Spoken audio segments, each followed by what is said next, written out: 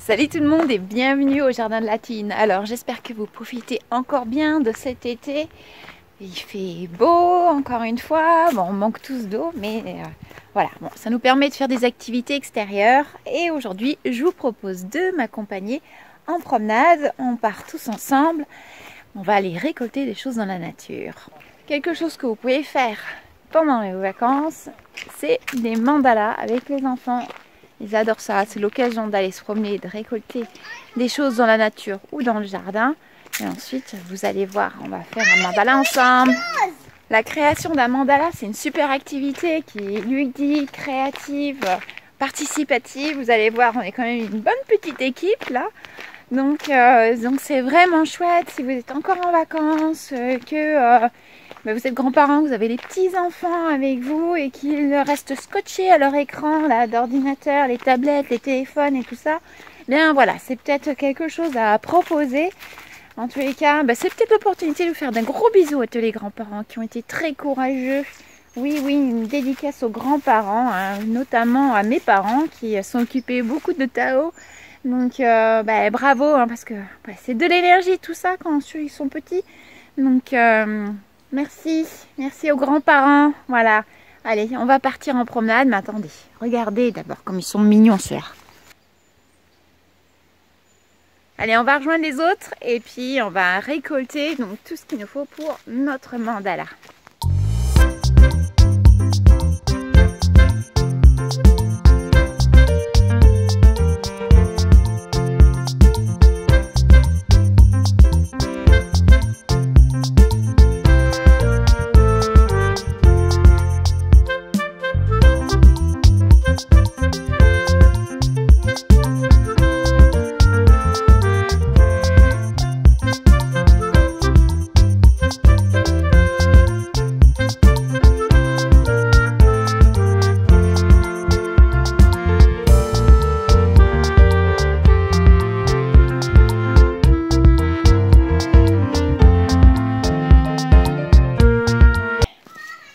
Les graines d'arôme, parce qu'elles sont très colorées, mais bon, c'est une plante qui reste quand même toxique.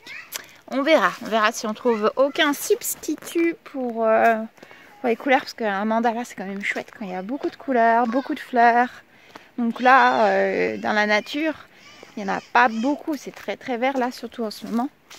Donc on verra si on prend les graines d'arôme ou pas. Là, on arrive sur une zone où on avait beaucoup de renouée du Japon. Si vous ne connaissez pas cette plante, eh bien, c'est tant mieux. Parce que vous n'en avez peut-être pas chez vous qui vous envahit. Et là, on est presque arrivé à la réduire, ou du moins à la contenir. Vous n'en voyez pas, mais je viens d'en enlever 2 jeunes pousses. Voilà. La renouée du Japon qui se caractérise avec ses feuilles comme ça. Ça monte à 2 mètres, hein, facile. Hein. Normalement, voilà. C'est très envahissant. Ne vous laissez pas déborder. Vous voyez, c'est ces tiges-là. Rougeâtres. J'avais fait une vidéo coup de gueule il y a quelques temps déjà sur ça. Voilà, c'est dommage qu'on ne fasse pas grand-chose. Donc là, je suis en train de scanner visuellement la zone pour voir s'il n'y a pas d'autres jeunes pousses. J'ai trouvé 2 pousses et j'espère qu'il n'y en a pas plus. Donc c'est l'avantage aussi de se promener. Voilà, c'est la responsabilité de tout le monde d'entretenir les chemins, de vérifier qu'il n'y a pas de plantes envahissantes qui déplacent. Si c'est voilà ce que je fais là et ça semble marcher, c'est arracher les quelques branches qui restent et les mettre sur le même site à plat. Voilà, je vais pas le transporter ailleurs pour pas polluer une autre zone. Je mets vraiment à plat sur le bord. Et avant là vraiment il y en avait sur 5-6 mètres carrés. Et j'avais peur que ça envahisse le ruisseau hein, qui est juste là, le ruisseau. On est vraiment encore une fois sur une ripiscible, donc c'est très difficile à contrôler. Et ça a l'air de marcher, j'en vois pas d'autres. Va pas te couper les mains, attention. Ça coupe? Ça peut couper, oui. Levi, à fond. Si vous décidez de faire un mandala seul, c'est aussi l'opportunité de se poser, respirer, observer, d'être connecté à la nature. Et c'est plutôt pas mal aussi.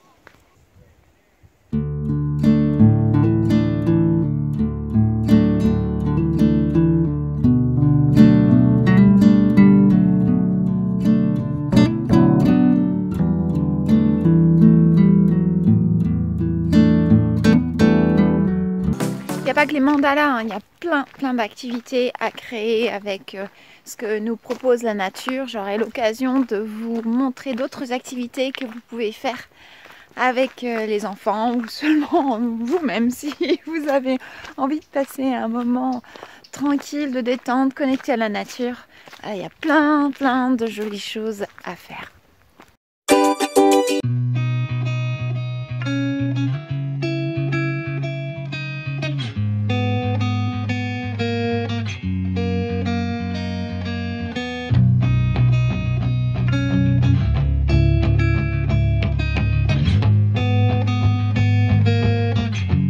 On arrive dans notre petit coin. C'est notre petite zone secrète. Je dirai pas où c'est dans le jardin, je dirai pas.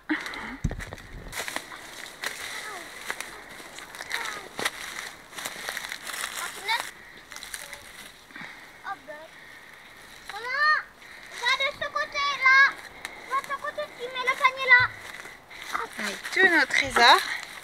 Et c'est sur cette pierre-là qu'on va faire notre mandala. Maintenant qu'on a récolté toutes ces jolies choses pour le mandala, eh bien, c'est parti. On va le créer.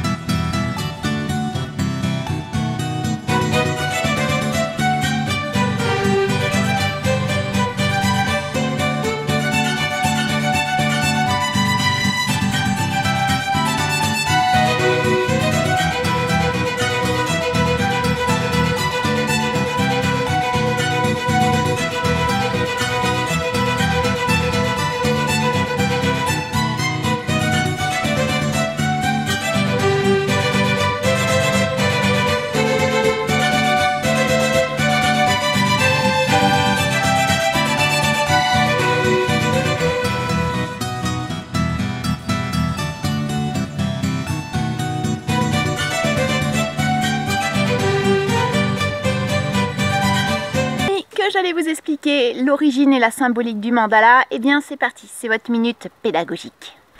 Bon, je suis sûre que certains d'entre vous le savaient ou s'en doutaient, c'est un mot d'origine bouddhiste.